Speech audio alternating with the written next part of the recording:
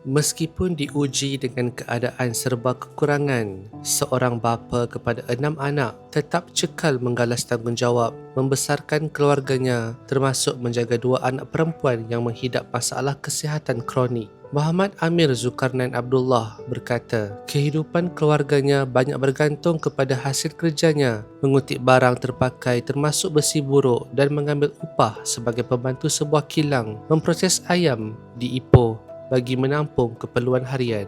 Dia yang tinggal menyewa di rumah pangsa Jalan Hospital Ipoh berkata, sebahagian besar pendapatan yang diperoleh digunakan untuk menampung kos rawatan serta keperluan harian 2 anak perempuannya itu. Yang sulung dengan nombor 2. Yang sulung tu sembelit kronik, dia pakai pampers. Yang nombor 2 tu jantung dengan tulang belakang bengkok. Yang kakak tu daripada umur 4 tahun dah memang ada masalah dah. Nombor 2 masa dia umur 9 tahun baru dapat detect dia ada masalah jantung. Macam yang kakak tu lebih lagi lah sebab dia pakai pampers untuk ubat kan. Kat dia lebih sikit lah. Dekat yang nombor 2 tu dia 6 bulan sekali je nak pergi check apa kan. Tapi ubat memang sentiasa dia kena makan. Dia kurang sikit lah sebab dia punya ubat pun boleh 1 bulan kan. Boleh beli 1 bulan. Yang macam kakak dia pampers sebulan tu dah lebih. Dia pakai pampers banyak itu yang kadang-kadang kena cari masalah itu je lah. Dia kerja lebih kan tu dia orang. Harian tu lebih kurang paling banyak dia dapat berapa? Kalau ikutkan daripada kerja kilang ayam tu 50 sehari, itu 50 dah ada tempat.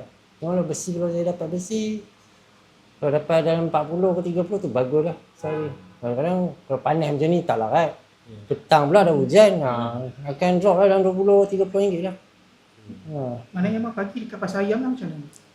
Malam saya dah pergi kilang. Kalau kilang orang tak cukup tu nak cuci ayam, saya buat cuci ayam. Tidak saya ikut lori pergi tangkap ayam. Tapi macam mana kat kilang, saya pergi dari sini pukul 10 malam, pukul 5-6 pagi saya kena ada balik rumah. Sebab saya nak hantar budak sekolah. Boleh ada lah sikit ringan dengan dapat daripada isteri sikit, lepas tu kerja sikit, boleh lah, boleh selamat sikit lah. Lepas tu dengan ada bantuan STR, SARA semua tu kan, boleh lah. Tapi tu lah kadang-kadang bantuan tu pun kadang-kadang lari bajet tu. Kita nak benda lain, kena buat benda lain.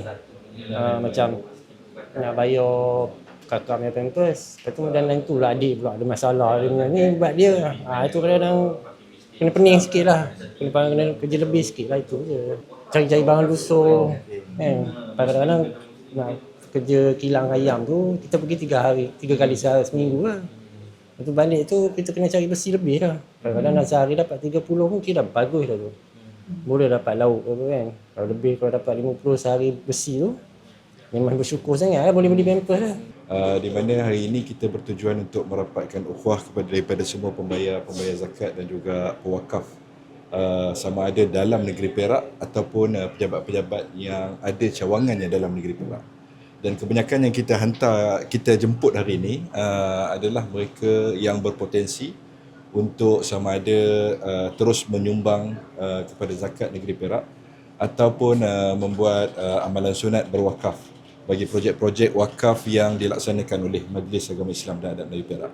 Kita dapat aset wakaf daripada program tersebut, di mana ada para jemputan yang berwakaf tanah kepada Majlis Agama Islam.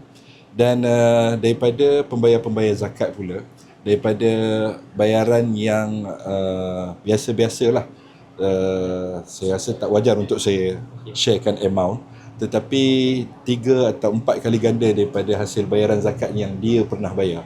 Sebab kebanyakan yang kita jemput ini mendapat pendedahan secara langsung dan mereka dapat merasai sendiri macam mana duit zakat itu diagihkan dalam negeri Perak.